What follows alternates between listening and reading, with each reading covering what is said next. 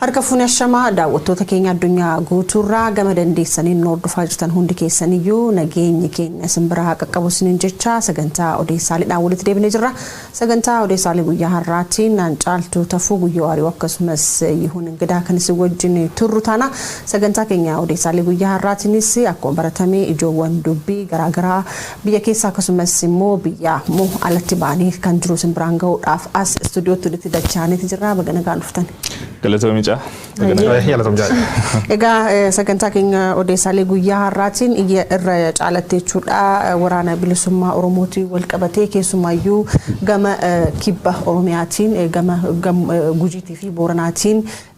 injifannoowwan inni galmeesse maal fakkaatanii kan jedhu guyyaa har'aatiif irraa odeessuuf deemna. Kana malees egaa waraanni bilisummaa Oromoo yeroo ammaa kana daandii guddicha Keenyaa fi Itoophiyaallee wal quunnamsiifullee cufuudhaaf deemaa akka jirus ibsa baasee jira. Jalqaba irratti bal'isnee waan achirraa odeessinu qabna. Kana malees gara kaabaatti deemnee waraana gara kaabaa ammallee gara kaabaa qofa jechuu hin dandeenyu gara giddugala biyyaatti illee gadi bu'aatuma jira. Sanarraallee waa muraasa hin ilaalla. Gara alaas nu geessita fakkaata. Yaa Talibaan aangoo deebitee jirti waggaa 20 duuba. Talibaan aangoo deebi'uu hordofee lammiileen bar Talibaan Ameerikaa fa'aa wal turtu suni basaasa turan Ameerikaa hojjechaa turan kan mootummaa Ashraaf Gaan hojjechuu jiran am lubbuun dhufte baqachuu jiranii xuyyuur irra yuunami hufee dhumachuu jira. Xuyyuur Ameerikaa tokkochi nam 100 ol seena keessa baatee baqatee ni jira.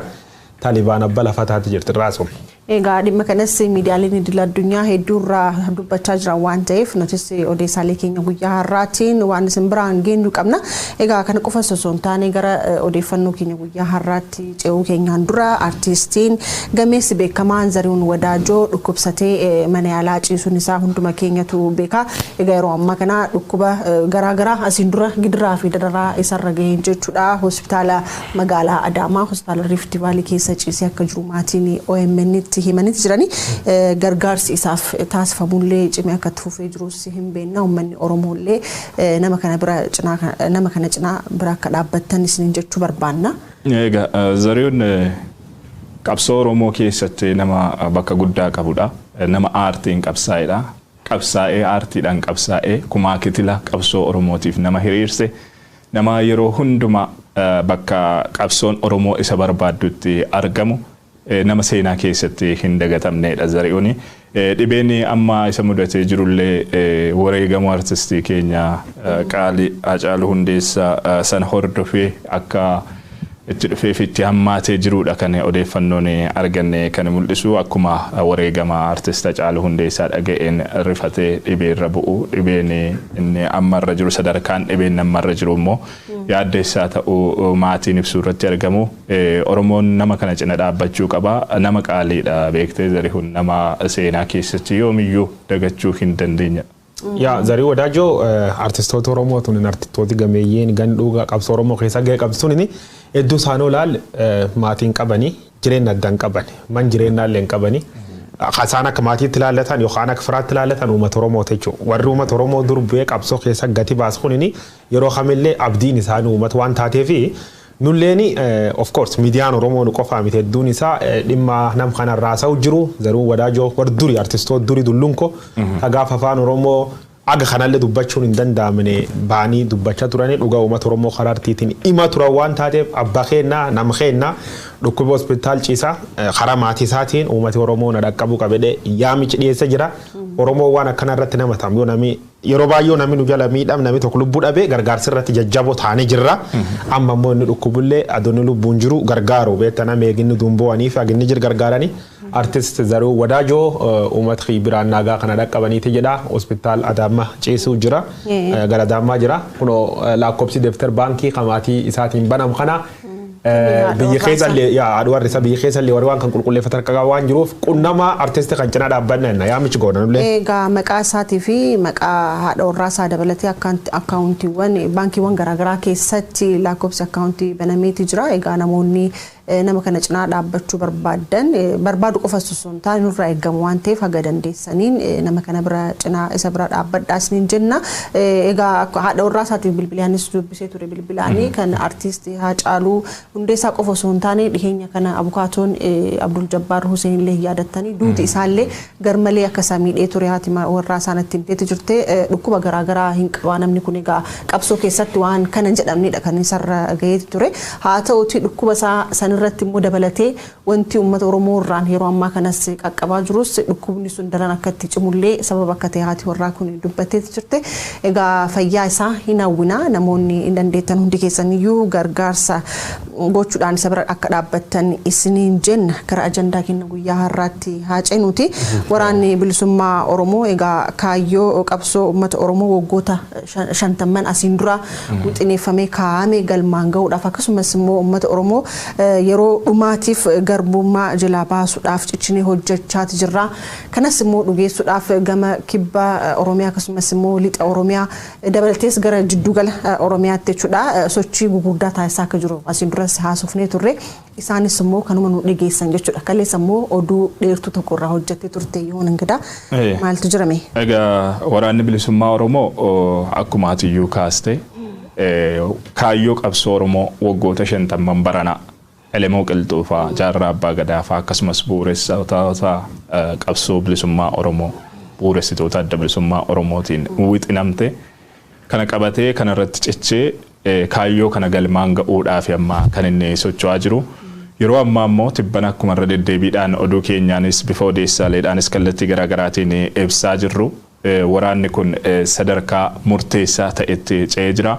Hoogganaa waliigalaa filatee hoogganaa waliigalaa filachuu isaatti aansee ammoo sochii qindaa'aa gara magaalaatti taasifamuun itti fufeeti kan jiru. Kanaanis injifannoowwan garaagaraa gonfataa jiraachuudha irra deddeebiidhaan waraanni kun kan inni ibsuu irratti argamu. Gara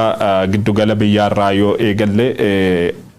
kanuma guyyaa kaleessaa fi har'a gidduu kana wannaa ture kaasuudhaa fi shawaa lixaa abunaa gindabaratee fi aanaa gindabaratitti akkasumas dirreen cinni jibaat midaaqanyi kaaba shaggar warra jaarsoo iddoowwan kanneenitti kuyyuu warra jaarsoo faa iddoowwan kanneenitti dagam dabalatee sochii babal'aa taasisaa jiraachuudha waraanni kun kan inni beeksisee jiru. Kanaanis iddoowwan hedduu to'atee jira. Iddoowwan garaagaraa to'achuudhaan cinattis hawaasa waliin immoo mariin hawaasaa taasisaa jiru ni jira. Egeree qabsoo Oromoo irratti adeemsa jiru irratti tumsi hawaasni taasisuudhaaf qabu bulchiinsa uummataa hundeessuudhaaf wanta ta'aa jiru. Kaayyoodhuma qabsoo waraana bilisummaa Oromoo kanallee hawaasni sirnaan hubatee akka cina dhaabbatu gochuudhaaf mariin hawaasa waliin taasifamaa jiru jira. Hariiroon hawaasa waliin jiru kan yeroo kamiin olittiyuu jabaatee mul'achuu isaa wanti agarsiisu ni jira. Godinaalee lixa Oromiyaa Wallaggaa Arfan dabalatee jechuudha. Achittis haala jiru tokko tokko hubachuudhaaf yaalaatan ture. Godinaalee keessumaa Qellamii fi lixa Wallaggaatti iddoowwan hedduun to'annoo waraana bilisummaa Oromoo jala galanii jiraachuudha ragaaleen kan isaanii mul'isanii. Kanaan wal qabatee akkuma oduu keenyaanis ibsaa turre daandiiwwan gurguddoon gara magaalota Dambidolloo, Hasoosaa fi iddoowwan birootti geessan naannoo Oromiyaa gara Gambeellaatti akkasumas gara Beenishaangul Gumuzitti wal quunnamsiisan darbees naannoo Amaaraatti kan wal quunnamsiisan iddoowwan hedduutti waraana bilisummaa Oromoodhaan to'atamanii jiraachuu mariin hawaasaa geggeeffamuu iddoowwan garagaraatti simannaan hawaasaas waraana kanaaf taasifamaa jiraachuu wanti odeeffadhee jira. Egaa kana malees gara godina Gujii aanaa Libanii fi Gumii Eldallootti illee magaalota garaagaraa dhuunfachuu isaa hin dubbatama. Guyyaatti immoo irra caalatti naannoo san hin beektallee odeeffannoon achi qabdu maal inni hime? Ayyo waraanni bilisummaa Oromoo guutuma guutuutti amma waraana durii waraana riphee lolaa ambiish godhee attaaka godhu irratti caalaa konvenshiinaal waarii waan seenna fakkaata. Dhiyoo tana ajaa waraana bilisummaa Oromoo waliigala kumsa dirriba lamees hajaal marroon akkasumas gammachuu abbooyyee ka kibboggan warri kun erga dabarsee ture miidiyaatti manii turanii ammaanachi maqaa qabsaa'otu duriitiin dura deemu durii lollee waan balleessinee nam dha'uu qabnu yookaan lafa rakkoon jirtu midhaasinee keessa deebina amma immoo lafa keessa lolchuuf qabachaa akka Finfinnee gulufnaa jedhanii waa dagalanii turanii progreesii warra dubbatti waa waraana bilisummaa Oromoo kan xiqqoo dubbachuu barbaadu. Waraanni bilisummaa Oromoo jalqaballee irra kaasee duriillee gaaf university kee jirnuun cufti waliin hin beekna waraan bilisummaa Oromoo jechuun adoo Oromoo fight tolcha Oromoof du'a garuu conventional war sadarkarra eeggamu dhiibee dhufee sadarka tokko hin dhaqqab jedhamee qeeqama ture am garuu progressive ajaa'ibaatti mul'achuu jira odeeffannoo kibba qabuun odeeffannoo olola doon ta'ini komaaandaroota achi jiran irraa riippoortii warrileen barreessanutti ergu laf qabatan viidiyoo waliin kana ergan kan oduu qulqullitti qabu waraanni bilisummaa Oromoo kibba Oromiyaa keessa kun gujii aanaalee godin gujii akkasumas aanaalee gujii lixaatii fi godin gujii kaduraanii kana chingar godin boornaalee bakka hedduu qabachuu dubbatamaa aanaalee nam gugurdoon kun aana gooroo doolaa jedhanii gooroo doolaa harqal waadar aana liiban gumii eldallo aanaalee gurgurdoo akkana kan cufu guutuma guutuutti to'atee harka qaba fakkeenyaaf aanaalee gargalaan daawwaa godin booranaati waldaangessan khaliibaniif gumii eldallo keessatti magaalaan akka malka gubaa boob bulbul simmintoodhaan ammaan tana loltooti waraana bilisummaa Oromoo kunini bakka deeman hedduutti uumati by thousands waan hin dhokanne viidiyoo jira ragaa jechuun ragaa argin uumatatti himna ragaa argin dubbanna namoonni kumaatamaan baanii simacha turanii bakka dhufan cufatti ammoo uumati walitti qabanii uumataaf erga dabarfachaa administration of hiriirsuu jiranii jechuun kan qofaa miti karaan guddayyaan godin gujii hawaasa faa finfinne faa wal qunnamsiis bakkiti waa dareedhan godin gujii kan kee lafti bosona karaa sun guutuu cufanii jiranii am konkolaataan uummata malee konkolaataan mootummaan socho'u jechuudha kanaafuu poolisiin tiraafikaa kanam dhaabsiftee nam waan fattashitam nam dabarsitu bakka keella waraan bilisummaa Oromoo ta'uu dubbatamaa jechuudha so is progressive gar mootummaan leentan itti dareefita waraanni bilisummaa Oromoo karaa waraanaatiin dubbii deemsisuu jira lafa hedduu bilisoomsuu jira gar mootummaatiin ammoo ololii itti fufee jira jechuudha karaa mootummaallee dubbachuu qabna waraanni bilisummaa Oromoo waggoota 30 dabraniif TPLF waliin hojjechaa ture qara ijoollee TPLFiiti nu dursine jenne jirra ajandaa sun seetaaf namni godhaaf taa'ee danda'atiin beenna taatullee waraanni bilisummaa Oromoo shane ta'ee seexan ta'ee jinni ta'ee TPLF ta'ee progressi jiru mootummaa irratti olaantummaa gonfachuu jira jechuudha ragaan qabna kan agarsiisa. Egaa waraanni bilisummaa Oromoo ji'a hagayyaa darbe kanarraa jalqabee jechuudha lixaa kibba akkasumas immoo jidduu gala kanatti sochii isaa guddisee cichee akkatti jiru odeeffamaa ture yeroo ammaa kana garuu immoo haala qabatamaa haala jabaa ta'een egaa wanta sochiiwwan garaagaraa akka gochaa jiraniin beekna mariillee hawaasa wajjin gochaa akka jiranis hawaasa biratti illee simannaan hoowwaan akka godhameef viidiyoo qabna viidiyoo gabaabduu san daawwanne walitti adeemnu. Godina Gujii aanaa Gorodolaa Gandaa Adaadii waraanni bilisummaa Oromoo uummata Oromoo yeroo barsiisu qurxummichi akkasiin galaanicha keessa akkasittiin yeroo bashannanu argaa jirra fulaa humni nyaaphaa kaleessa naannoon kun Adaadii jedhama Adaadii jechuun buufata kaambii yeroo dheeraadhaaf uummata Oromoo wareegama kaffalchiisaa ture jechuudha kana fakkaata uummanni Oromoo simannaa yookaan jaalalaaf kabajanni waraana bilisummaa Oromootiif qabu kana fakkaataa jechuudha kana uummanni Oromoo yeroo inni bilisummaatiif hirmaannaa guddaa gochaa jiru kana keessatti namoonni kamiyyuu bakka jirtanitti akka jirtanitti qabsoo kana cina akka dhaabbataniif viidiyoo kana akkasiin ilaaltan isiniif waraabe jechuudha kanaaf jaalalaa fi tokkummaa waraana bilisummaa Oromoo fi uummata Oromoo gidduu jiru akka kanatti namatti tolaa jechuudha.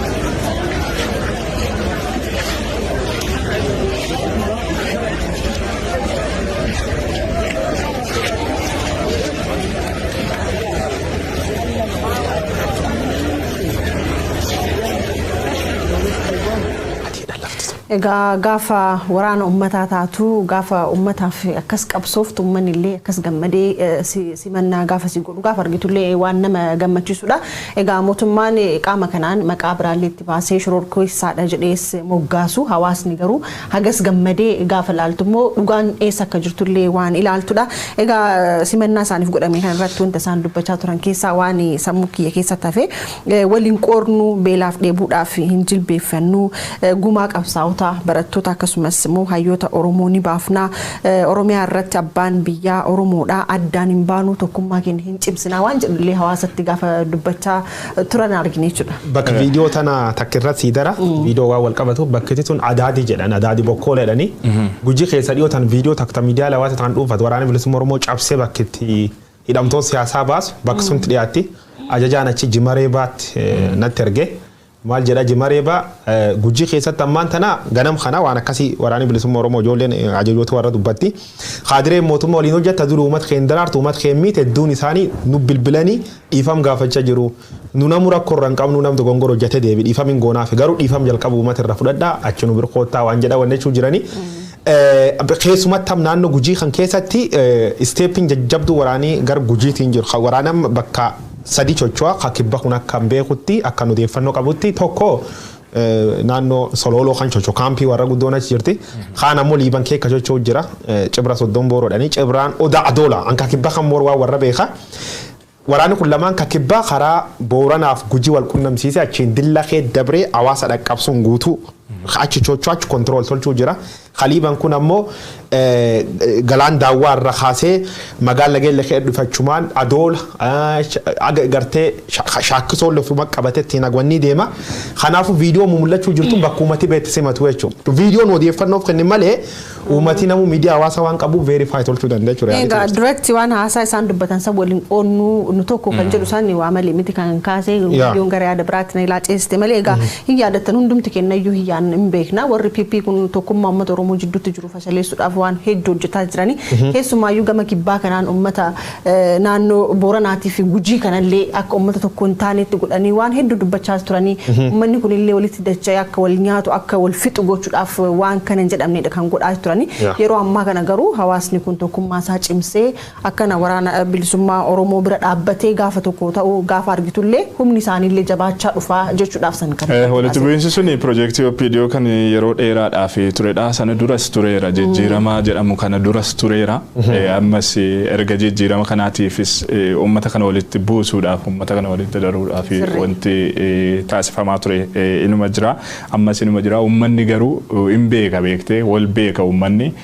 dabballeen aangoo irratti wal dhabuu dandeessi aangoof jettee shira garaagaraa uumuu dandeessi waan garaagaraa uumuu dandeessi garuu uummanni ni beeka simannaa waraana bilisummaa Oromoo kanaaf taasifamaa jiru wal qabate uummanni waan isaa waan beekuuf natti fakkaataan duula tokko malee zayitii fi sukkaara malee sossobbii malee waa tokko malee bifa kanaan bifa miidhagaa ta'een ba'ee waraana isaa kan simataa jiruu fi waraana isaa simachuu qofa miti egeree Oromiyaa irratti egeree uummata Oromoo irratti egeree qabsoo Oromoo irrattis marii jajjabduu taasisaa akka jiranidha egaa ragaaleen garasi ba'aa jiran kan mul'isanii irra jireessaan kibba Oromiyaa irraati ragaa kana kan argataa jirru gara Booranaa gara Gujii lixaa iddoowwan hedduu waraanni bilisummaa Oromoo to'atee jiraachuudha silas akka guyyoon kaasee kan ibsaa jiranii haa ta'uti warri mootummaa waraanni bilisummaa Oromoo iddoon to'ate tokkoyyuu hin jiru iddoon to'achuudhaaf danda'us hin jiru garuu miidhaa qaqqabsiisuu danda'a waan jedhu kaasaa turan gama lixaati intarneetii balleessaniiti kan jiranii qallee Wallaggaa fi Wallaggaa lixaarraa intarneetiin badee jiraachuu hoogganaan Itiyoo Telekoom damee lixaallee guyyaa kaleessaa VOAdhaa fi wanti isaan yaada kennan jira haa ta'uti sababa isaa hin beeknu waan jedhu kaasanii jiru. Wanti ifatti beekamu kan uummannis ibsu garuu sababa waraana kanaatiin wal waraansa kanaatiin intarneetiin adda citee jiraachuu daandiin iddoo garaagaraatti cufamee jiraachuu geejjibni addaan citee jiraachuudha kan hawaasni kaasaa jiru torban kanaaf imalli gara sanatti taasifamu yoo hin jiru jechuun hin danda'ama jechuudhaan kan isaanii kaasanii yoo taasifames magaalaa Gimbii gadi hin darbu magaalaa Gimbii jechuun asuma Naqamteerraa kiiloomeetira 100 irratti kan argamtudha sanaa gadi lafa bal'ootu jira naannoleen jiru hawaasa bal'aatu jira gara sanatti sochiin taasifamaa jiru akka hin jirredha uummanni kaasaa kan jiru egaa gara sanattis waraanni jajjabaan jiraachuu hawaasni iddoowwan hedduun waraana bilisummaa Oromootiin to'atamaa jiraachuudha kan nuuf kaasaa jiru asirratti wanti sochii waraana bilisummaa Oromoo kan tibbana yookaan baatii hagayyaan kun erga seenee kaasee geggeeffamaa jiru wal qabatee nus irra deddeebiidha wanti nuti kaasaa turre miidiyaa fayyadamaa odeeffannoo jiru hawaasa biraan ga'aa jechuudhaan yeroo baay'ee irra deddeebiidhaan kaasaa turreerra sababni isaas maal yeroo kamiin olitti iyyuu uummanni ammatti sochii waraana bilisummaa Oromoo kana dhaga'uu barbaada maalirra ga'eera waraanni kun maaliin deeggarru maaliin gargaaru maaliin cina dhaabbannu waan jedhu of keessaa qaba uummanni beektee yaada hawaasaa kallattii garaagaraarraa dhageenyuun jechuudha haa ta'uti ammas adeemsa jiru wal qabatee yookaan hawaasaaf ergaawwan darban yeroodhaan qaamni hordofee hawaasa biraan ga'aa jiru xiqqoo hanqinni waan jiruuf hammallee dhimmi kun osootti yaadamee waan gaariidha jechuu barbaadeen carraa kana. Waan akka dubbadhaa namoonni garaagaraallee hawaasni bal'aanis dargaggoonni hedduun isaaniillee sochiin amma WBOn irra jiru laaluudhaan hedduun isaanii gara waraana kanaatti illee makamaa akkam jiranis dhagahamaa jira. Egaa naannolee biraatiif illee kaka'umsa ta'a fakkeenyaaf wanti naannoo kibbaa fi lixa Oromiyaatti ta'aa jiru kammoo sochiin deemaa jiru maal fakkaata haala qabatamaatiin wanti achitti adeemsifamaa jiru maal fakkaata kan jedhu gaafa dhageettullee iddoowwan biraatiif illee kaka'umsa ta'a waanis argaati jiru dargaggoonni hedduun lakkoofsaan kanan jedhanis gara waraana kanaatti makamaa akka jiranis dhagaati jira. Yaa nu amma wanni guddoo yeroon kaasee wanni bareeddoon nu odeeffannoo miidiyaa hawaasaa gubbaatti argan maddisan beenne callimne waraana bilisummaa Oromoo bakka kana qabatanii Facebook irra baane dubbachuu hin dandeenyu. Mainstream media dhuga waraana bilisummaa Oromoo bir jirtu gabaasa turre gaafiin akkana yeroo deddeebite haa turte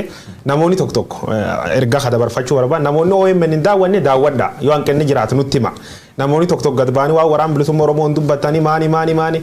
yeroo agami jalqabne waa waraana bilisummaa Oromoo hambifne beennu armaan durallee qondaaltota isaanii bilbilallee dubbisa turre ammaan tallee gabaasota gargara dabalate waa waraana bilisummaa Oromoo yeroo hundi gabaasuu jirra jechuu. Uummati Oromoo bakka hanqinni jirutti waltimuun walqajeelchuun miidiyaa keessa waan taateef waan koomii qabdan nutti himachuun dhibin qabdu garuu ol gatiin qabnu warri oofanii jiranii warra akkasitti mediqoo taayaala saati amma Oromoo wal qooduun qab miidiyaa Oromooti dhuga waraana bilisummaa Oromoo gabaasa turre gabaasuu jira kan ka tolchuu dandeenye mallee odeeffannoo qulqullitti waraan keessa madama namarraa yoo argan ta'uu dandeet. Waraana bilisummaa Oromoo dubbiyamaan idil addunyaa abboota tarbiin jira abboota tarbii yeroo duqunnamne jirra akka faasiliteetii nu tolchuuf ammallee yaamichi dhiyeessinaaf waraan keessa waraan kaaba keessa waraan kibba keessa waraan jiddu galeessa keessa waraan lixa keessa eenyu namni nuti dhiyaannee odeeffannoo qulqullitti madama namarraa fudhannuu jedhanii bakka nu buusanii nu kennan foloo godhuu dandeenya malee